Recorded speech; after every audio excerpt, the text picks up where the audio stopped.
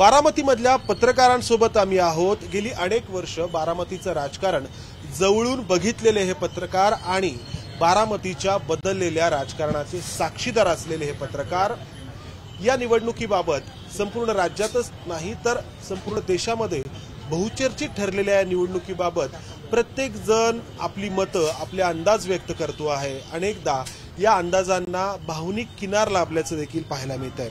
ही निवडणूक जवळून पाहणाऱ्या या पत्रकारांचंही काही अनालिसिस आहे, या पत्रकारांचेही काही अंदाज आहेत। आपण त्यांच्याकडून ते जाणून घेणार आहोत। सुरुवात करूयात ज्ञानेश्वर रायते इथले पत्रकार माझ्यासोबत आहेत। एक ढोबळ मनाने असं जे म्हटलं जातंय की अजित पवारांकडे झुकलेले लोकप्रतिनिधी, त्यांच्या बाजूला असलेले आमदार माजी आमदार, यंत्रणा ही एका बाजूला आणि दुसरीकडे शरद पवारांच्या बाबतीमध्ये असलेली सहानुभूती, असं एक ढोबळ मनाने वर्णन केलं जातंय।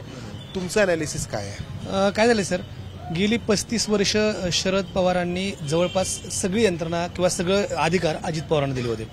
त्यामुळं इथल्या सगळ्या संस्था किंवा इथल्या एकूण राजकारणावरती आणि प्रशासनावरती अजित पवारांची पक्की पकड आहे। त्यामुळे ज्यावेळेस पक्षात फूट झाली त्यावेळी सगळे पदाधिकारी अजित पवारांकडे गेले।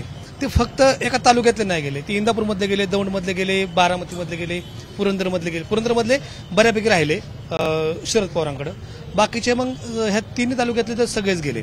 त्यामुळं सुरुवातीच्या काळात यंत्रणा सुप्रिया सुळेंकडे काहीच नव्हती अशी परिस्थिती आणि असं चित्र दिसत होतं। पण सहानुभूती मात्र त्यांच्या बाजूला होती आणि इकडं प्रशासनिक यंत्रणा मोठी आणि विकासाची सगळी कामं लोकांच्या समोर दिसत होती।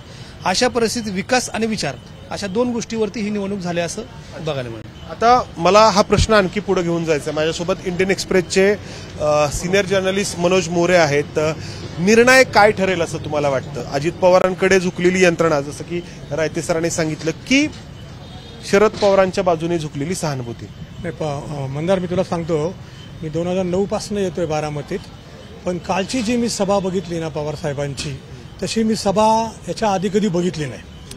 की मला असं वाटत होतं कालपर्यंत की अजितदादाचं वारं वाहतंय पूर्ण बारामतीत, पण मला आता असं वाटतंय कालच्या रॅलीनंतर, विशेष कालच्या रॅलीनंतर, की शरद पवार नावाचं वादळ अजूनही बारामतीत घोंघवतंय।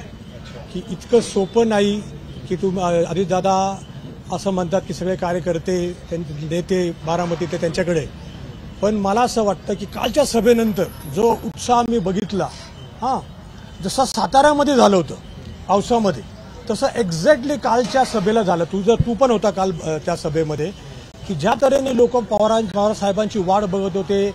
टेम्परेचर मला वाटतं 40 झालं होतं, 3-3 तास लोक त्या एक भावनिक असं सगळं वातावरण होतं। आपल्यासोबत बारामतीमधले आणखी काही स्थानिक पत्रकार आहेत। तुमचं अनालिसिस काय? म्हणजे सहानुभूती आणि यंत्रणा याच्या पलीकडे जाऊन आणखी काही घटक या निवडणुकीमध्ये काम करत असतील? साहजिकच आहे, बारामती शहरात आता सरांनी सांगितल्याप्रमाणे बारामती ग्रामीणचा मतदार जरी शरद पवारांच्या बाजूनी म्हणत असेल की आम्ही तुतारीला मतदान करू, पण जर बारामती अजित पवारांचं राजकारण जर बघितलं तर मागील 35 वर्षापासून बारामती तालुक्यामधील ग्रामपंचायतीचे सदस्यापासून ते जिल्हा परिषदेच्या सदस्यापर्यंतची जी निवडणूक आहे ती 1 to 1 अजित पवारांनी निवडणूक केलेली, त्याच्यामुळे त्यांची अटॅचमेंट जास्त आहे। आणि ग्रामीण भागातून जर बघितलं आपण तर ग्रामीण भागातलं जसं शहरातून त्यांचा कोणतरी लीडर राहतोय, तसं ग्रामीण भागातून देखील त्यांचा गाव पुढारी असतो, त्याचा पण फरक पडणार आहे। या सगळ्या गोष्टी अजित पवारांच्या पथ्यावरती पडणार आहेत। सर, तुम्ही अनेक वर्ष, नाही तिथेच बसा, मी येतो तुमच्याकडे, अनेक वर्ष राजकारण बघितलं, मात्र हे जे बदललेलं राजकारण आहे हे बारामतीसाठी न भूतो न भविष्यते अशा स्वरूपाचं होतं। इतका सगळा विखार म्हटलं तरी चालेल तो आपण पाहिला। मतांवरती याचा काय परिणाम होईल? मतांवरती परिणाम होईल नाही असं नाही। अनेक वर्षापासून सगळ्यात मेन प्रॉब्लेम बारामतीतला जो आहे तो पाण्याचा आहे। बारामती तालुक्यातला पश्चिम भाग जो आहे, सुपा, परगाणा आणि उंडोडी, मोरगाव वगैरे जवळजवळ 35 ते 40 गावं त्या ठिकाणी पाण्यापासून अडचणीमध्ये आलेले आहेत। अनेक वर्ष टँकर चालू आहेत तिथे, पण टँकर मुक्तीचं नुसतं घोषणा केली गेली, पण टँकर मुक्ती झालेली नाही। याचा मतांवरती परिणाम होईल?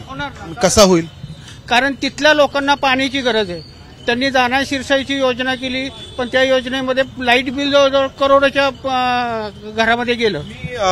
एक 2 दिवसांपूर्वी ही सगळी परिस्थिती बातमीच्या माध्यमातून मांडली होती. मी स्वतः त्या ठिकाणी गेलो होतो आणि मला त्या भागातल्या लोकांचा रोष देखील जाणवला जो तुम्ही सांगता आहात. मुद्दा मांडायचा आहे.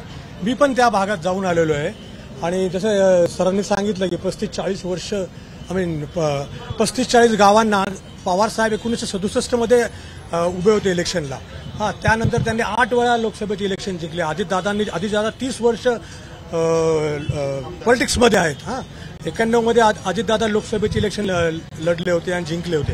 त्यानंतर सुप्रियाताई 3 वेळा तो प्रश्न सुटला. बरोबर आहे. म्हणजे बारामती म्हटलं की लोकांसमोर विकासाच्या काही संकल्पना येतात किंवा बारामतीमध्ये बाहेरून एखादी व्यक्ती आली की इथले सगळे चकचकीत रस्ते, सुसज्ज अशा इमारती, त्यानंतर इथं जे काही सुशोभीकरण करण्यात आलंय ते पाहून प्रभावित होते आणि बारामतीच्या प्रेमात पडते, पर्यायाने पवारांच्या प्रेमात पडते.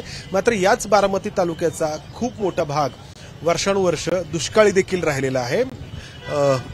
आपण पुढे जाऊयात. आता हा एक झाला घटक की बाबा तो दुष्काळी घटक आहे आणि प्रश्न सुटलेला नाहीये पाण्याचा. तर याचा फायदा कोणाला होईल? मात्र या प्रश्नाचा नुकसान कोणाला होईल?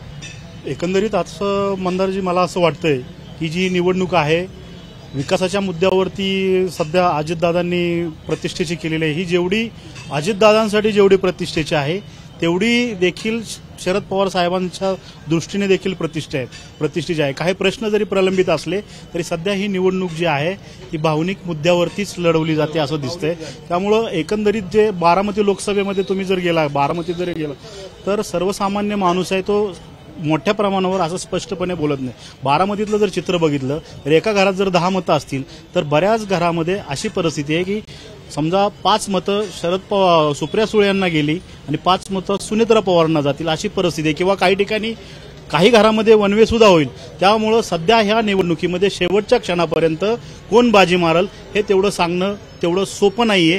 कारण तरी देखील कालची जी पवार साहेबांची सभा बघितली तर पवार साहेबांच्या बाजूने जरा वारं थोडं झुकलेलं दिसतंय.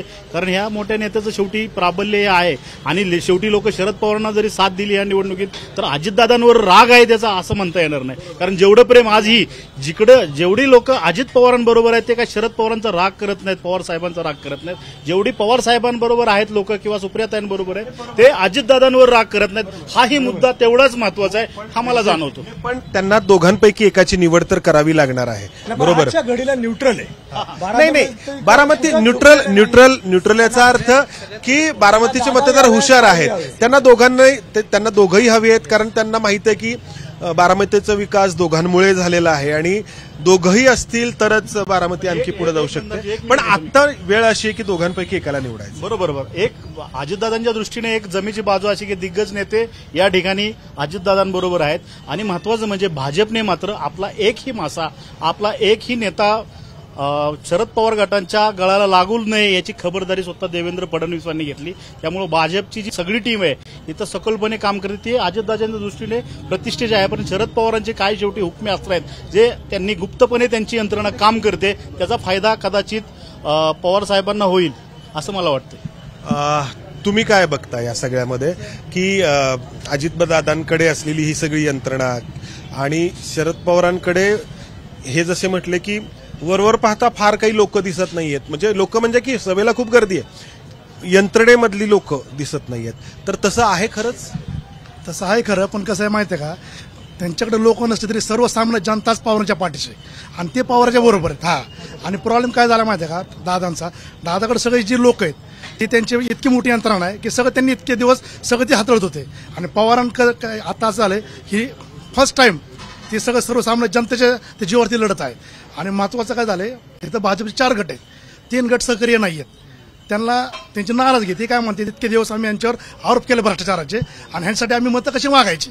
त्यामुळे त्याचा परिणाम होईल का? भाजप असं आधीपासून असं किती आहे की किती भाजपची मतं आहेत अशी? कसं माहिती आहे का सर, ते म्हणतात की 5,80,000 मतदान आहे त्यांचं पहिलं पडलेलं, पण 5,80 यावेळी ते मतदान होणार नाहीये. म्हणजे अजित पवारांनी 5,80 पासून पुढे सुरू करायचं ठरवलं तर तसं होणार नाहीये. सुरुवात 0 करायला लागली. आणि महत्वाचं इंदापूरचं, आपलं इंदापूर ते म्हणतात की इकडं हे आले हर्षवर्धन पाटील, पण त्यांचे जे चिरंजीव आहेत ते कुठे आहेत? त्या मुद्द्यावरती मला यायचंय. तुम्ही कसं बघता हे जे काही सभा झाल्या 2 सांगता सभा दोन्हीमध्ये भावनिक करण्याचा प्रयत्न झाला. एका सभेमध्ये रोहित पवार रडले, तर दुसऱ्या सभेमध्ये माहेरची साडी मधलं जो सिनेमा होता अलका कुबल यांचा, ते गाणं लावण्यात आलं. तर या पातळीपर्यंत बारामतीची निवडणूक गेली. कसं झालंय, ह्याच्या आधी अजितदादा पवार जे आहेत, प्रत्येक भाषणाच्या सुरुवातीला आपले दैवत, आपल्या सर्वांचे दैवत शरदचंद्रजी पवार साहेब बोलत होते. त्यामुळं सगळ्यांना वाटत होतं की अजितदादा ह्या भूमिका कधी करणार नाही. त्यामुळे लोकांचा कल जो होता तो पवार साहेब एक दैवत म्हणून लोकांच्या मनात आहे. आता सध्या तुम्ही जर बघितलं तर लोकांच्या जे दादांबरोबर आहे त्यांच्याबरोबर ते म्हणतात की तोंडावर त्यांच्या ताई वहिनी, पण मनात सगळे ताईच म्हणतात.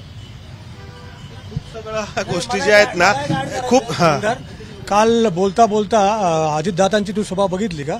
अजितदादा असं रोहित पवारांचं इमिटेट करत होते, रडणं आणि नौटंकी करतो असं म्हटले. मला वाटतं रोहित पवारांनी नौटंकी केली नाही.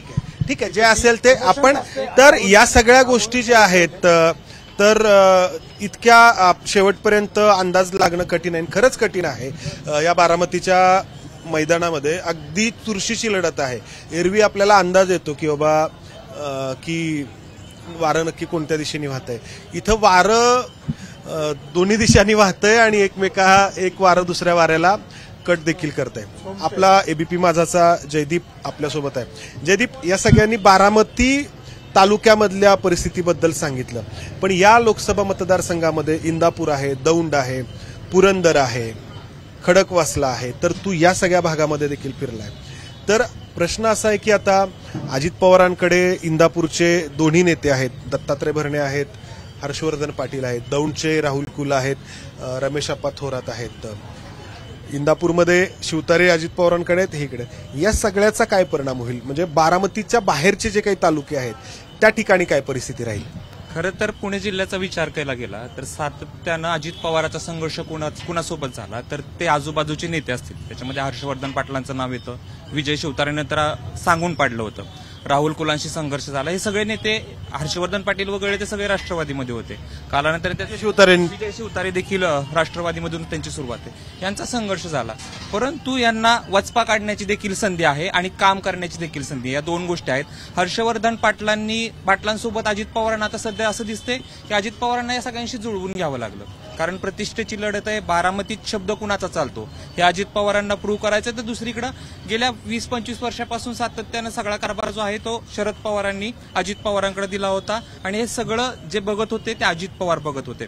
त्याच्यामुळे इंदापूरमधले जो संघर्ष आहे राष्ट्रवादीचा, नेते जरी एका बाजूला दिसत असले तर जनता कुणाबाबत आहे हे देखील पाहणं महत्वाचं असणार आहे. कारण जनता जो सर्वसामान्य माणूस आहे तो कधी समोर येऊन बोलत नाही आणि याच्यामुळे जर आता बघितलं तर सगळे नेते एका बाजूला आहेत. काही पुरंदरची जी राष्ट्रवादी वगळता सगळी राष्ट्रवादी फुटली आणि ती अजित पवारांसोबत गेली. एक 4-2 पदाधिकारी सोडता इंदापूरचं तर सगळे पदाधिकारी अजित पवारांसोबत गेले. त्यामुळे आता असं झालंय की पदाधिकारी एका साईडला, दुसऱ्या बाजूला कोण शरद पवारांसोबत आहे.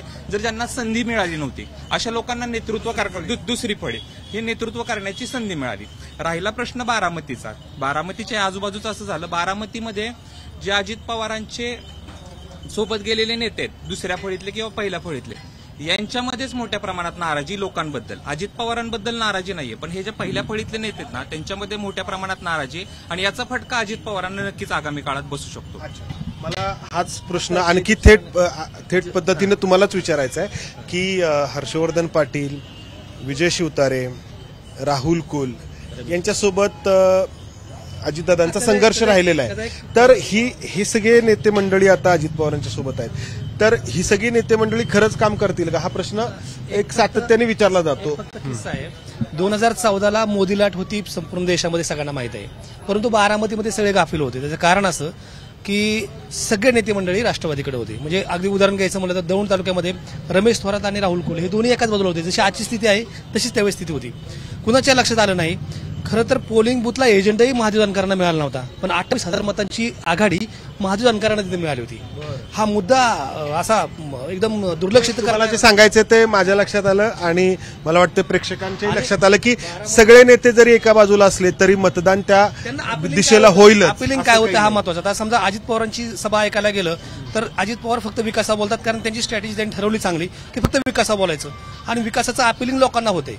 पण दुसरीकडे ज्यावेळी शरद पवारांची सभा आपण बघतो त्यावेळी शरद पवार भावनिक करतील असं शेवटपर्यंत अजित पवार म्हणले, शेवटच्या सभेत भावनिक करतील. तशी कुठेही शरद पवारांनी भावनिक केलं नाही.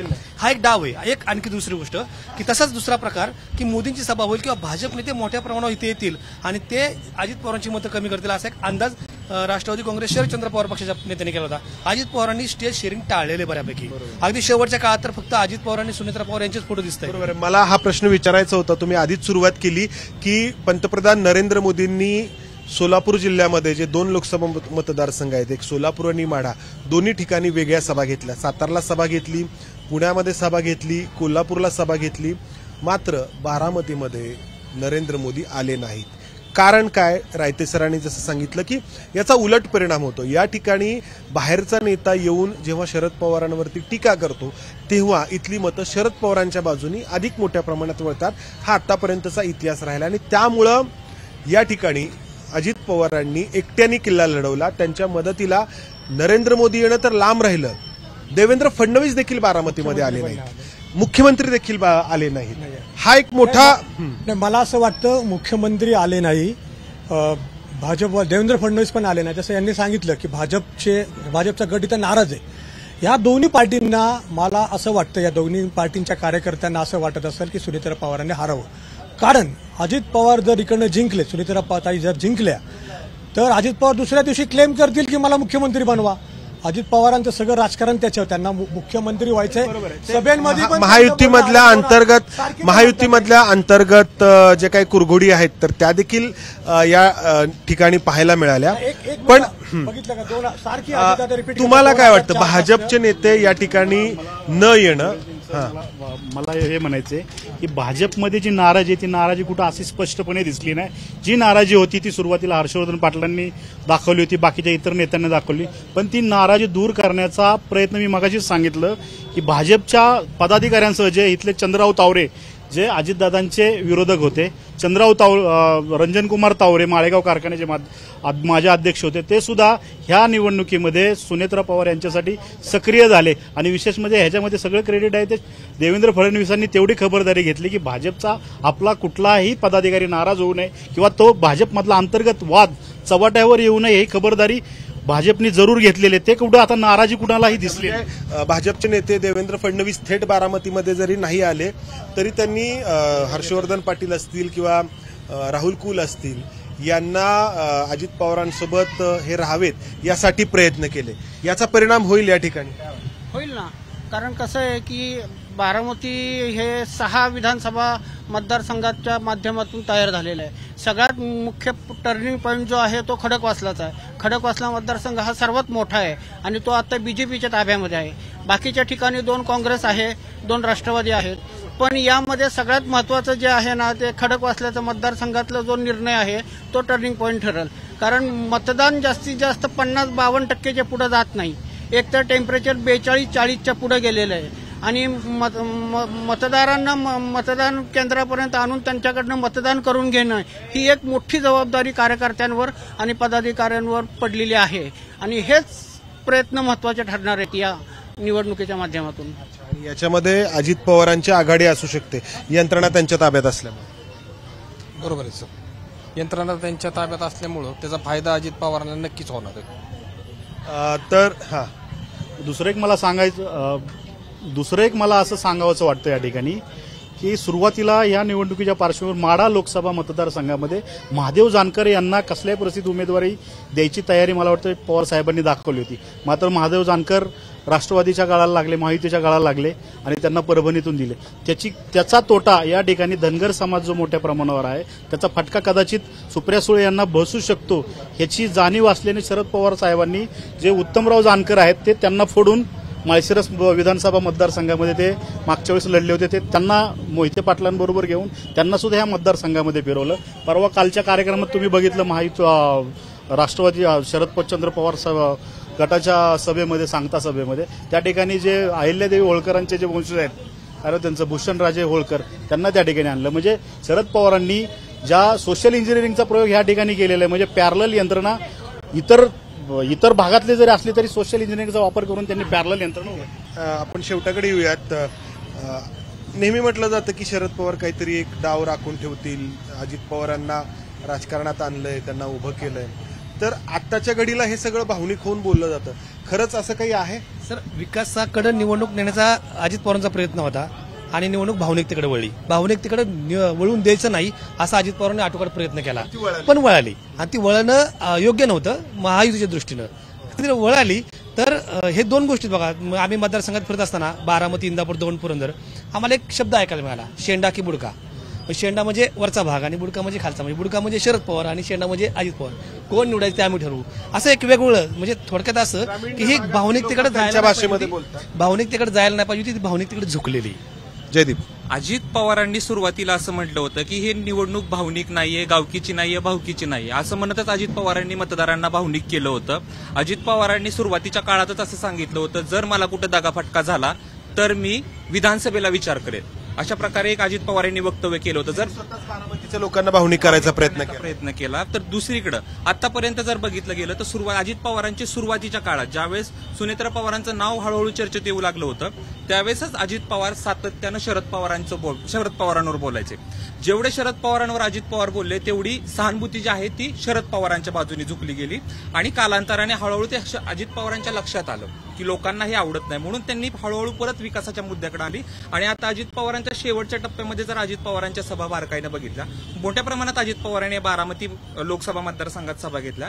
अजित पवारांनी 67 पासूनचा आजपर्यंत इतिहास जो आहे तो शरद पवारांचा सांगितलं. मग अजित पवार त्या माध्यमातून असं सांगत होते, त्यांनी भूमिका बदललेली चालते तर मी का बदलू नये. स्वतःच्या भूमिकेचं समर्थन करण्याचा प्रयत्न होता. मग वसंतदादा पाटील यांचं सरकार ज्यावेळी पाडलं गेलं त्याचाही दाखला दिला गेला. शरद पवारांनी त्यांचे बंधू शेकापमधून जेव्हा उभे होते त्यांच्या विरोधामध्ये प्रचार केला होता. ही सांगितलं गेलं. इतक्या वैयक्तिक पातळीवरती ही निवडणूक गेली आणि पवार कुटुंबातले सदस्य एकमेकांवरती अगदी वैयक्तिक पातळीवरती टीका करताना आपण पाहिले. तर याचा परिणाम या निवडणुकीवरती, या मतदानावरती कसा होईल?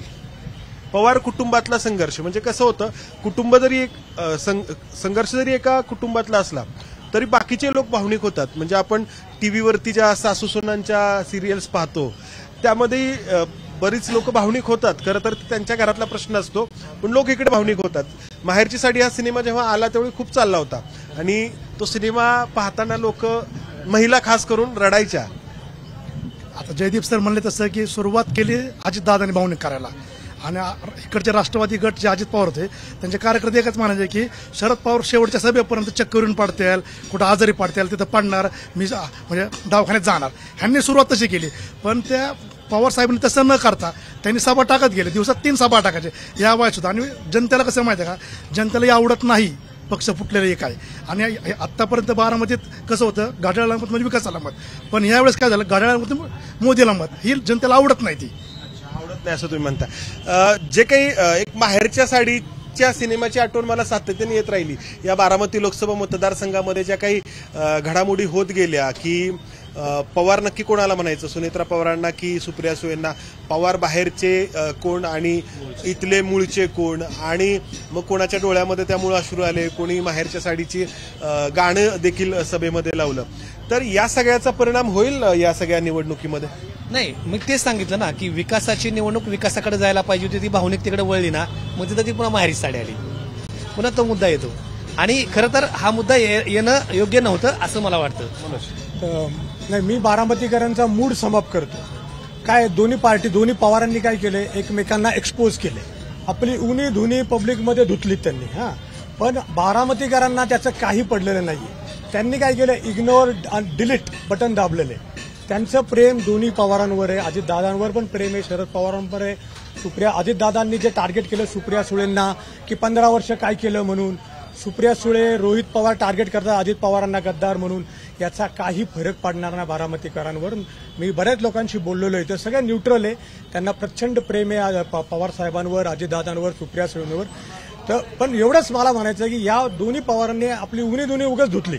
आणि अजितदादाला एवढा पुळका पंतप्रधानांचा मोदींचा येतोय, जे मोदी असं म्हटले की नॅचरली करप्ट पार्टी 70,000 रुपये करोड का घोटाला किया आहे, असं अजितदादांवर टार्गेट केलं.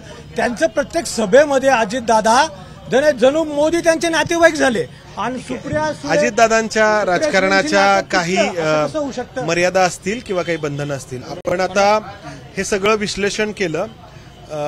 हा, बोलायचं तुम्हाला. दुसरा एक मुद्दा असा आहे की या निवडणुकीमध्ये पहिल्यांदाच पवार कुटुंब पूर्णपणे सुनेत्रा पवार यांच्या विरोधामध्ये दिसलं.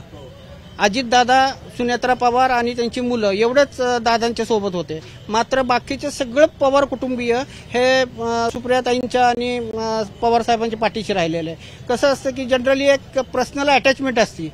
अजितदादांनी विकास केला, त्या विकास कार्यामध्ये शरद पवारांचा सुनेत्राताईंचा सुद्धा सुप्रिया सुळेचा सहभाग होता. पण आता एवढ्या 6-8 महिन्यामध्ये जी काय तफावत झालेली आहे विचारांमध्ये आणि कार्यपद्धतीमध्ये, त्याचाही लोकांमध्ये थोडाफार परिणाम होताना दिसेल मतदानाच्या ह्याच्यावर.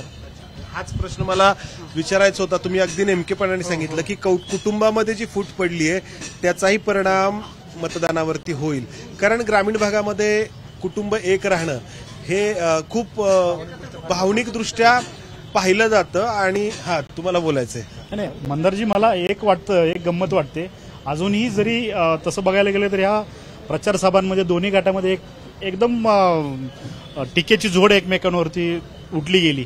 पण अजूनही बारामतीकरांना मनात कुठंतरी ह्या पवार कुटुंबियांनी परत एक यावं अशी बऱ्याच बारामतीकरांची इच्छा आहे. असून चालणार नाही ना. राजकीय परिस्थिती काय निर्माण होते त्याच्यावरती हे ठरेल. आपण आता समारोपाकडे जाऊयात. आणि ते जाताना मी प्रत्येकाला विचारेन, येस किंवा नो मध्ये मला उत्तर अपेक्षित आहे. सुनेत्रा पवार की सुप्रिया सुळे? तुमच्यापासून सुरुवात करतो. कोण निवडून येईल? एकंदरीत तर लोकसभेचं वातावरण जर पाहिलं तर काल पवार साहेबांनी जे भाषणात सांगितलं की नारळाच्या प्रचाराच्या नारळापासून कंदेरीमध्ये अमेरिकेचे पत्रकार आले. पवार कुटुंबाच्या वादामुळं ही निवडणूक देशात नव्हे तर जगामध्ये लक्षवेधी ठरते. ह्याला कारण जर असेल तर फक्त पवार कुटुंब असेल. त्यामुळं येणाऱ्या निवडणुकीमध्ये उद्याच्या सुप्रिया सुळेंचं वातावरण जोरदार पाहायला बारामतीमध्ये दिसतंय. तुम्हाला काय वाटतं, सुप्रिया सुळे की सुनेत्रा? सुप्रिया सुळेंचंच. तुम्हाला काय वाटतं? म्हणजे हे याचं उत्तर देताना तुम्ही फक्त बारामतीचा विचार करू नका, इतर जे 5 इंदापूर, दौंड, खडकवासला याचा विचार करून उत्तर द्या. कोण निवडून येईल? कसं आहे माहिती आहे का, सुप्रिया सुळेंचा पारड जड आहे. तर आपण इम्पॅक्ट जर बघितला ना, खरं धनगर समाज नाराज आहे, अर्धा मराठा समाज नाराज आहे. ठीक आहे, ते अनालिसिस झालं. मला एक वाक्य, सुप्रिया सुळे की सुनेत्रा? नाही, हे निकालानंतरच स्पष्ट होईल. आता तुम्हाला उत्तर द्यायचं, तुम्ही सांगा. मला असं वाटतंय की सुनेत्रा पवारांपेक्षा सुप्रिया सुळेंनी प्रचाराच्या ह्याच्यामध्ये खूप आघाडी घेतलेली आहे. आणि यावेळेस शरद पवारांनी आणि त्यांच्या कुटुंबियांनी अगदी वाडी वस्तीपर्यंत प्रचार कार्य आणि गाठीभेटी घेतलेल्या आहेत. तर त्यामुळं सुप्रिया सुळेंचे थोडंसं जरा वजन. तुमचा अनुभव सांगतो आहे. तुम्हाला काय?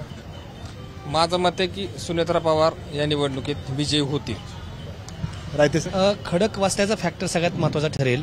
तुर्तास तरी बारामतीमध्ये सुनेत्रा पवार आघाडीवर राहतील अशी चित्र आहे. एकूण सगळं बाकीचं बघितलं जर खडक म्हणजे हे 2 जर तरच्या विषय, खडक वाचल्याला जास्त लीड मिळालं भाजप म्हणून तर सुनेत्रा पवार, खडक वाचल्याला लीड गेल्या वेळेसारखं अपेक्षित नाही मिळालं तर सुप्रिया सुळे. परफेक्ट. मनोजराव? हां, माझं मत आहे सगळे न्यूट्रल दिसतात इथं किंवा सुप्रियाताईंच्या बाजूने आहेत. माझं मत असं आहे की सुप्रियाताई जिंकू शकत नाही, सुनेत्रा आता वहिनी हरू शकत नाही, शरद पवार नक्की जिंकतील. मनोज मोरे यांनी त्यांच्या पद्धतीनं उत्तर दिलेलं आहे. तर अतिशय रंजक, संपूर्ण देशभरामध्ये लक्षवेधी ठरलेली ही निवडणूक, या निवडणुकीसाठीचं मतदान काही तासांवरती येऊन ठेपलेलं आहे. 4 जूनला निकाल लागणार आहे. आणि या 4 जूनच्या निकालानंतर बारामतीच्याच राजकारणात नाही तर राज्याच्या राजकारणामध्ये मोठे बदल होणार आहेत. गेली 40-50 वर्ष राज्याच्या राजकारणाचं केंद्रस्थान राहिलेलं हे बारामती. शरद पवार सत्तेत असू किंवा विरोधामध्ये असू, राज्याच्या राजकारणातून ते कधीच आउटडेटेड झाले नाहीत. मात्र या ठिकाणी आव्हान घरातून देण्यात आले. आतापर्यंत जो बालेकिल्ला अभेद्य होता त्याला आतूनच सुरुंग लावण्याचा प्रयत्न झालेला आहे. तो प्रयत्न यशस्वी होतो का, आपण या पत्रकारांकडून जाणून घेण्याचा प्रयत्न केला आणि उत्तरं तुम्ही ऐकली.